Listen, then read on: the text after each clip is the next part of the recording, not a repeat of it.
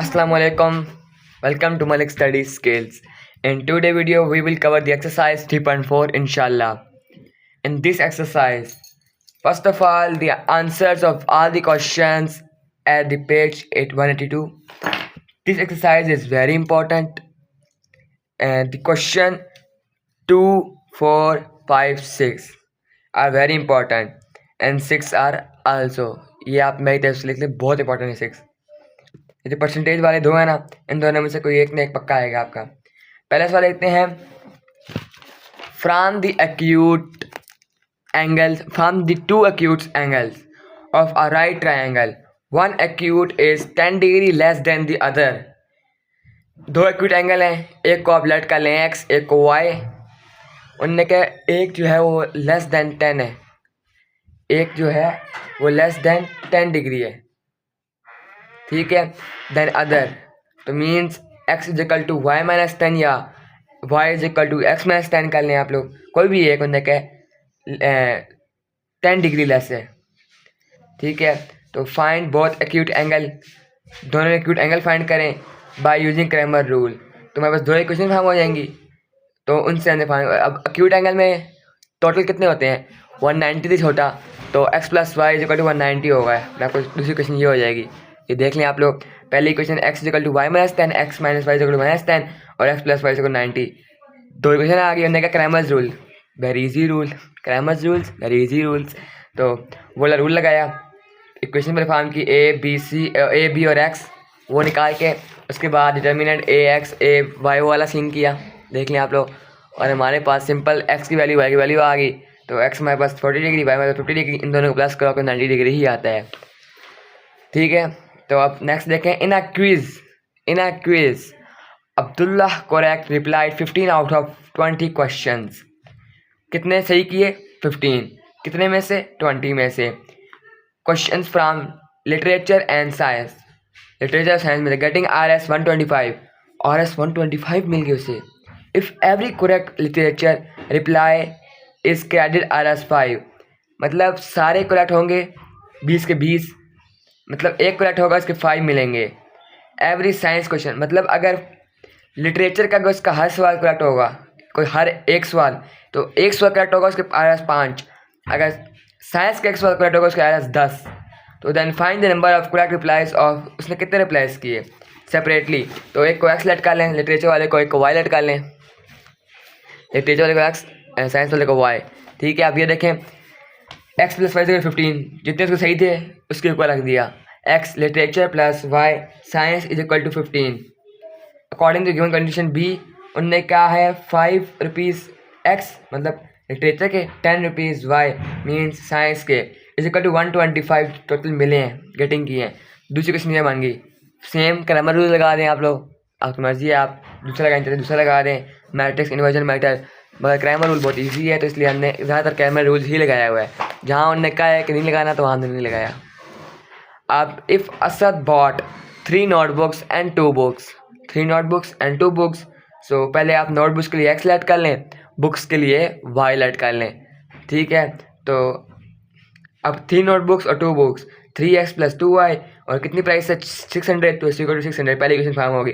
दूसरी ने क्या 4 नोटबुक्स एंड 1 बुक्स, ये ईमान की है. अब ईमान का है तो उसकी 4x प्लस 1y, तो एक है ना, तो इसलिए y सिर्फ y लेते तभी ठीक है, इसी को 550, दूसरी क्वेश्चन फॉर्म होगी, आप लोग देख लें.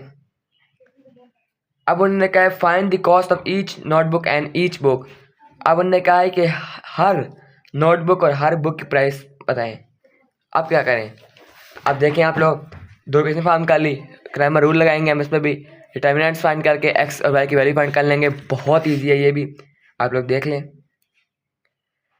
नोटबुक और बुक की प्राइस आ गई. अब क्वेश्चन नंबर 4 देखते हैं, जो कि इंपॉर्टेंट है.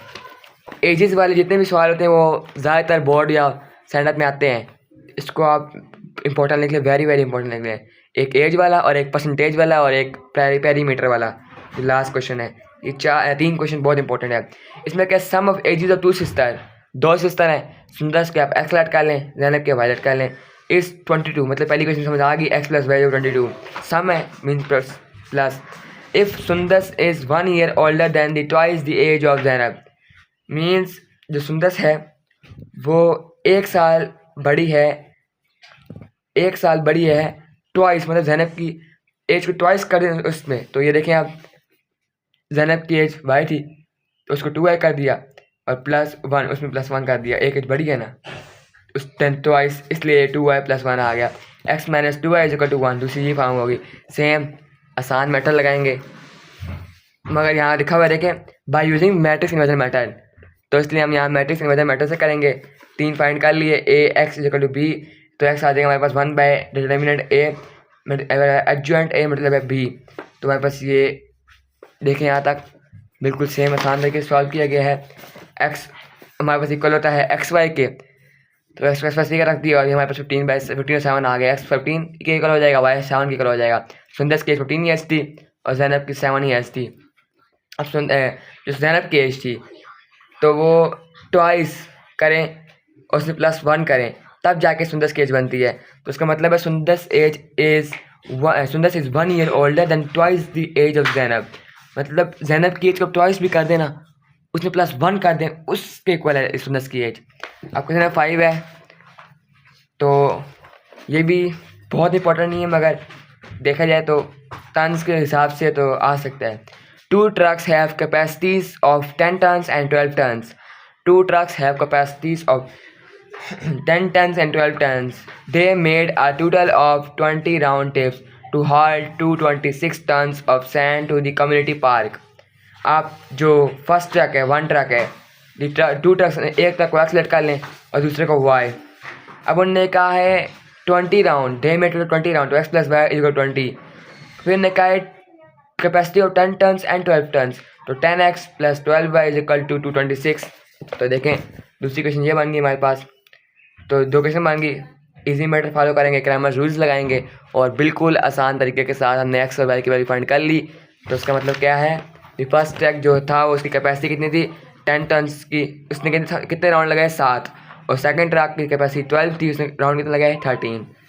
अब क्वेश्चन नंबर 6 इंपॉर्टेंट है, वेरी इंपॉर्टेंट, परसेंटेज वाले बहुत इंपॉर्टेंट होते हैं।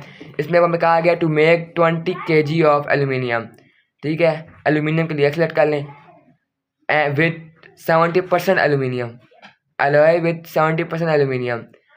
तो a metallurgist want to use 2 metal with ये एल्यूमिनियम कॉन्टैक्ट 55 और 80% aluminium contact, how much each metal should be use. तो मेटल विथ 55% एल्यूमिनियम उसको हमने एक्सलेक्ट कर लिया, और दूसरा 2 मेटल है, 2 मेटल, एक 55% एल्यूमिनियम है कंटेन करता है और दूसरा 80%, तो 55 वाले को एक्सलेक्ट कर लें, आप 80 वाले को एक्सलेक्ट करते आपकी मर्जी है, और 80 वाले को वायलेट कर लें या 80 वाले को एक्सलेक्ट कर लें, मर्जी है आपकी अकॉर्डिंग टू गिवन कंडीशन। तो दोनों को मिलाएंगे तो 20 kg एल्यूमिनियम अलॉय बनेगा। तो x + 20 2 क्वेश्चन फॉर्म हो गई हमारे पास। तो परसेंट 50% था, तो परसेंट क्या होता है, यहाँ हमारे 1 होता है 1/100, परसेंट कहते हैं /100, तो /100 करेंगे पॉइंट्स में आ जाएगा, परसेंटेज हट जाएगा। तो अभी 2 क्वेश्चन फॉर्म होगी। अब यहाँ नहीं लिखा हुआ कौन सा मेथड लगाएं, हम तो फॉलो करेंगे अपना इजी मेथड, तो यूजिंग क्रैमर रूल। बस क्रैमर रूल लगाया, हमारे पास 8 kg ऑफ मेटल विथ 25% और 12 kg of metal with 80% aluminium contact. अब soybean contain 16% protein and corn meal contain 9% protein. Soybean एक 16% प्रोटीन, एक 9% protein. How much pound of each should be mixed together in order to get 350 LB। ये LB कहते हैं, जिसका pound जो है उसका सिंबल है, यूनिट है, मिक्सचर दैट इज़ 12% प्रोटीन। तो सोयाबीन मील जो था उसके लिए एक्स लेट कर लें, जो दूसरा था उसके लिए वाई लेट कर लें, according to given condition x + y 350 आ गया, टोटल कितना गेट किया 350 LB। अब अकॉर्डिंग टू गिवन कंडीशन दूसरी, तो 16% x 9% y = 12% हमारे पास था, और किसने कितने का 350 का, तो इसलिए इनको परसेंट कहते हैं 100। 100 किया, हमारे पास 3 ये आ गए x y और z। इजी मेथड फॉलो किया, वेरी इजी मेथड, कैमर्स रूल्स जिंदाबाद। वो मेथड फॉलो किया और हमारे पास 150 पाउंड ऑफ सोयाबीन और 200 पाउंड ऑफ कॉर्न मील आ गया। क्वेश्चन नंबर 8 जो कि लास्ट क्वेश्चन है, मैंने कहा था कि पैरामीटर वाला भी इंपॉर्टेंट है। Parameter of a lot is 190 metre है, the width is 1/4 of the length, find the dimension. Parameter of a lot 190 metre, length x कर लें, विड्थ ऑफ वायलेट कर लें, मीन्स ब्रेथ को, पैरामीटर 190 है। तो पहले एक इक्वेशन बनेगी, उन्होंने कहा है द विड्थ जो है वो 1/4 है लेंथ के, मीन्स जो लेंथ है, जो विथ है वो 1/4 है लेंथ के। तो ये देखें y हमारे पास विथ है, x हमारे पास लेंथ है, तो 1/4 x 1/4 x is equal to y।